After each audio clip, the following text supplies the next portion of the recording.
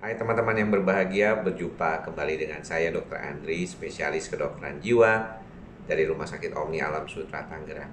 Sudah malam, saya sudah harus pulang sebenarnya, tapi saya ingin menyapa teman-teman yang saat ini mungkin akan menghabiskan weekendnya di rumah dan mudah-mudahan teman-teman selalu dalam keadaan sehat ya. Pada kesempatan kali ini saya ingin sedikit membahas masalah yang berkaitan dengan problem yang berkaitan dengan pikiran kita ya. Dan kita berharap bahwa ternyata dalam prosesnya ternyata pikiran ini sangat susah dikendalikan.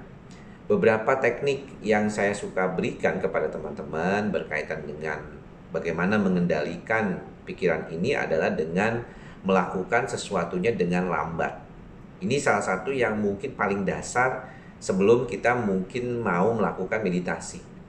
Nggak semua orang juga bisa meditasi dengan baik ya. Tapi ketika kita berharap melakukan sesuatunya dengan perlahan atau dengan pelan-pelan, itu mungkin agak sedikit tantangan. Apalagi buat orang yang senengnya buru-buru gitu ya. Pikirannya tuh banyak, pengennya cepet-cepet. Tapi kalau misalnya dia suruh, ayo lambatin, nah mungkin dia mulai belajar gimana ya caranya untuk slowing down. Beberapa macam buku yang pernah saya baca mengenai slowing down itu ternyata bahkan ada di negara-negara tertentu itu punya perkumpulan yang membuat cara atau teknik bagaimana dia melambatkan kondisinya. Salah satu yang paling penting kalau untuk orang-orang kreatif ya sebenarnya adalah ketika dia melambatkan pikirannya itu akan banyak muncul ide-ide karena dia bisa melihat orang ataupun sesuatu keadaan itu lebih jelas lagi.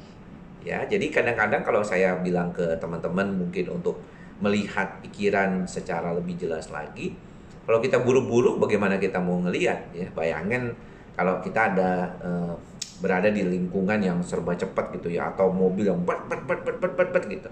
Pastinya kan kita nggak bisa lihat secara jelas. Tapi kalau misalnya mobil itu jalannya lambat, kita bisa jelas lihat, oh dia ada warnanya, kemungkinan modelnya, kemungkinan juga ada stiker atau apa yang menempel di dalam mobil tersebut. Jadi kita udah tahu lihatnya. Dan itulah sebenarnya teknik dasar awal kita memulai bagaimana menenangkan diri kita. Karena pada dasarnya kalau saya melihat banyak pasien suka nanya, itu dong kalau ngomongin amigdala itu apa sih sebenarnya? Kan kalau latihan dasarnya orang cemas itu memang dari situ pertama kali. Bagaimana dia mengelola pikiran dan perasaannya menjadi lebih stabil. Dan setelah stabil, dia akan berkurang tuh gejala-gejalanya ya, menghilang tuh gejala psikosomatik cemas itu hilang. Jadi sebenarnya teknik latihan kita sehari-hari selain dengan obat ya, itu adalah memfokuskan pada mengurangi aktivitas amigdala yang berlebihan. Nah, salah satunya caranya adalah dengan tidak memberikan stimulasi yang berlebihan. Supaya bagaimana otak cemasnya itu menjadi berkurang. Apa yang bisa dilakukan? Yaitu dengan melambatkan. Jadi pelan-pelan gitu, kayak ketika saya berbicara dengan teman-teman ini ya santai aja gitu ya, nggak buru-buru gitu ya. Teman-teman yang pernah lihat saya presentasi, mungkin kalau yang nonton ini pernah lihat saya presentasi di kalangan dokter sekalipun gitu ya, saya melakukannya ya dengan santai ya, tidak terburu-buru gitu.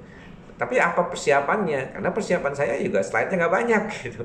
Jadi saya memang sengaja memberikan suasana di dalam tubuh saya dan pikiran saya itu untuk selalu dalam keadaan yang berupaya untuk tetap enjoy, tidak buru-buru gitu. Makanya saya nggak terlalu suka diburu-buru gitu sama keadaan. Jadi sebaiknya ya diberikan time limit gitu ya, saya batasan waktu sehingga saya bisa lakukan sebelumnya ya, dan kemudian saya bisa melambatkan kalau saya memerlukan kondisi itu. Intinya adalah kalau kita belajar untuk sadar terhadap keadaan kita, maka keadaan kita akan menjadi jauh lebih bisa diharapkan baik. Dan pada inti kedepannya, kemampuan kita mengelola kesadaran, pikiran inilah yang menjadi penting. Karena semakin banyak yang bisa kita kontrol di dalam kehidupan kita, maka otak kita akan tidak terlalu cemas.